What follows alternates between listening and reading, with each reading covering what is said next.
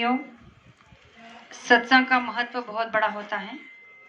आज तक आपने कथा कीर्तन, रामायण, महाभारत, गीता जो भी पढ़ा है, सुना है, सबसे ऊंचा सार केवल सत्संग का होता है।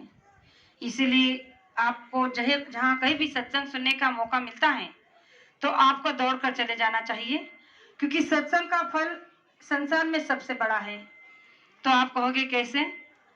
तो मैं आपको एकदम कम समय में, क्योंकि आगे भी जाना है और वहां भी प्रोग्राम का समय हो रहा है, एक किसान ने एक सेठ जी से कुछ पैसे कर्जे के तौर पर ले रखा था और कुछ सालों के बाद वो सेठ जी उस किसान के पास अपने पैसे लेने के लिए गया। उसने कई बार समझाने के बाद उसने कहा कि और कुछ मोहलत चाहिए, और कुछ दिनों की मोहलत चाहिए।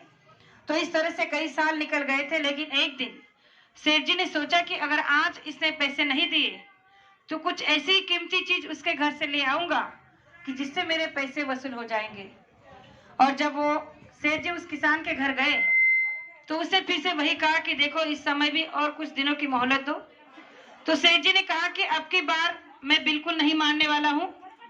तो उसने जो है उस किसान के घर में जो भी कीमती सामान था उसका एक गट्ठर बनाना शुरू कर दिया और उस गट्ठर को बांधकर आंगन में रख दिया। तो सोचने लगा कि अब इस गट्ठर को उठाने के लिए कोई मजदूर चाहिए। तो देख ही रहा था कि एक महात्मा दूर से इस सारे दृश्य को देख रहे थे। तो उन्होंने पास में जाकर उस सेठ जी से कहा कि क्या मैं आपका गट्ठर उठा सकता हूँ? अगर आपको किसी मजदूर की जरूरत है तो मैं आपकी मदद कर सकता हूँ।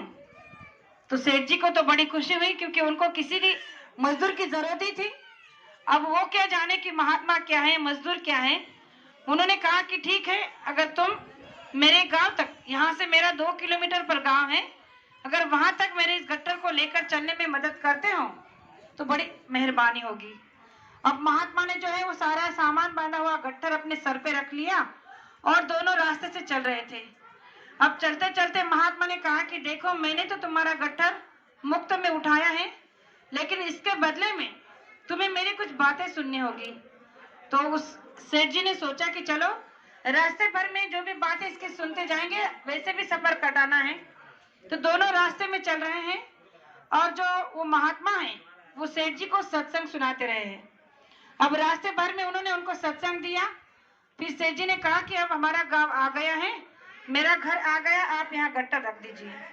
अब जैसे ही महात्मा ने नीचे गट्ठर रखा, जाने लगा तो कहने लगे कि देखो, एक बात मैं तुम्हें बताना चाहता हूँ कि उस गांव से इस गांव तक जो मैंने तुम्हें बीच में रास्ते भर में जो बातें बताई हैं, तो ये संसार की बातें नहीं थी, ये परमार्थ की बातें थी, आध्यात्मिक था, ये सत्संग था।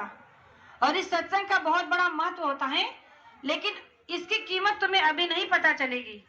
लेकिन ये एक बात याद रखना, जब तुम्हारी सांसों की पूंजी खत्म हो जाएगी और जब तुम्हें धर्मराय के दरबार में पेश किया जाएगा, तो उस समय तुम्हारे जीवन भर की चौपड़ी को पढ़ा जाएगा कि तुमने क्या अच्छे कर्म किए हैं, क्या बुरे कर्म किए हैं। और उस समय तुम्हारे कर्मों के हिसाब से तुम्हारा कर्मों का फैसला होगा। तो तुम्हें पूछा जाएगा कि पहले तुम अपने अच्छे कर्म भोगना चाहते हो या बुरे कर्म की सजा। तो तुम केवल इतना बोलना कि मैं पहले अपने जीवन का जो भी अच्छा काम किया है उस नेक काम का फल भोगना चाहता हूँ। इतना बोलकर महात्मा चले गए। अब कुछ वर्षों के बाद उस सेठ जी का शरीर शांत हुआ, वो इस दुनिया से चले गए। जब शरीर छूटा तो यमराज के दरबार में उसे पेश किया गया। धर्मराय के दरबार में जब यमराज उसे लेकर गए तो धर्मराय ने उससे पूछा कि इसकी चौपड़ी को पढ़ो और देखो कि इसने जीवन भर में क्या क्या अच्छे और बुरे कर्म किए हैं। जब उसकी चौपड़ी को पढ़ा गया तो उसमें आया कि इसने जीवन भर लोगों को ठगा है, चोरी बेईमानी से पैसा लूटा है, लेकिन एक दिन एक बहुत नेक काम किया है कि इसने किसी महात्मा का 1 घंटे का सत्संग सुना है। तो उस धर्मराय ने कहा कि देखो, अब जीवन भर में तुमने अच्छे कर्म तो किए नहीं है, लेकिन फिर भी 1 घंटे का सत्संग जो तुमने अनजाने में सुना है, पहले उसका फल भोगना है या जीवन भर के जो बुरे कर्म की लिस्ट है उसका। अब महात्मा की कही बात उसे याद आ गई, कहने लगा कि मैं 1 घंटे का सत्संग का फल भोगना चाहता हूँ। तो धर्मराय ने यमदूतों से कहा कि जाओ, इसे लेकर जाओ और उस महल में जहाँ वो धर्मराय महात्मा बैठे उस महल में ले जाकर इनको मिला दो। अब यमदूत उस सेठ जी को उस महल में लेकर गए जिस महल में वो महात्मा बैठे थे। अब जब उनको कहा कि आप यहाँ से आप अंदर जा सकते हैं, हमें आने की परमिशन नहीं है, हम अंदर नहीं आ सकते, और यमदूत बाहर ही खड़े रहे।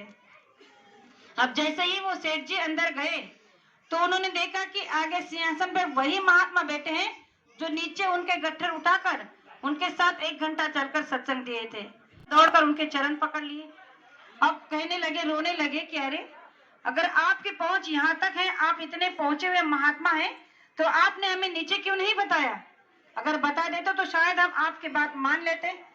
तो महात्मा जी ने कहा कि नहीं, मैं संसार के नियम को जानता हूँ और स्वार्थ से भरे संसार में अगर मानव को चाहे जितना समझा लो वो समझने वाला नहीं है, इसीलिए अनजान में मैंने आपको सत्संग दिया। लेकिन जो बात बताई थी कि एक दिन ऐसा आएगा कि तुम्हें अपने कर्मों की सजा भोगने के लिए पूछा जाएगा, तो तुम पहले इसी फल को भोगना।